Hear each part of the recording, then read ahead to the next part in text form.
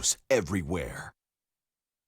I'm standing on the bench here and I look up and I see the whole arena packed. That's a good feeling, and to support the kids, but the kids in turn are giving back to the community themselves and making this day possible for us.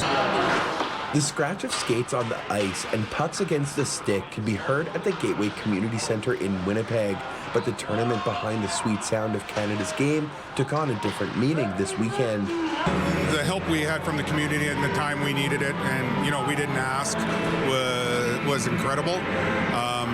So with Cooper and his love for hockey, the way we could give back was to put on this day, invite all these players, come out and play, have a good time, and in the meantime, raising a lot of funds, which we now can put back into the community. These athletes all taking part in the 4th annual Cooper Nemeth Memorial Hockey Tournament, named in memory of a young athlete murdered in 2016, the tragic death resulting in a second-degree murder conviction. However, while Nemeth is not here to play, his memory and love of the sport lives on through the event, which raises money for a player assistance fund that bears his name. His father, Brent Nemeth, says the event aims to ensure everyone can pursue the sport they love. I've seen it firsthand. I've been coaching for many years, and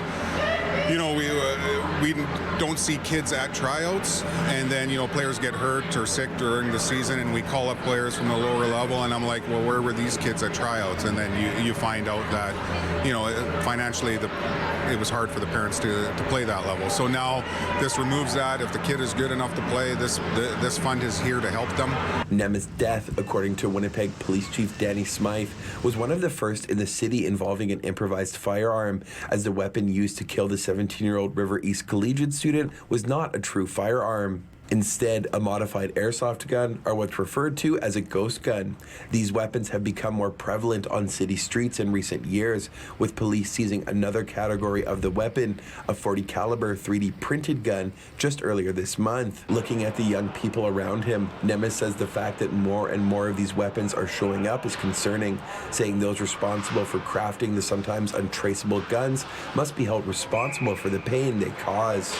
It's scary as a parent, right? All I can say is there should be a lot more restrictions and people held more accountable, for sure. And as what could be some of the future stars of the NHL pass and pivot on their way to the net in the background, Nemeth says those interested in next year's tournament should reach out and become part of the action on the ice, but also be part of keeping his son's memory and the power of sport alive. It's not only just a game, but it's a family.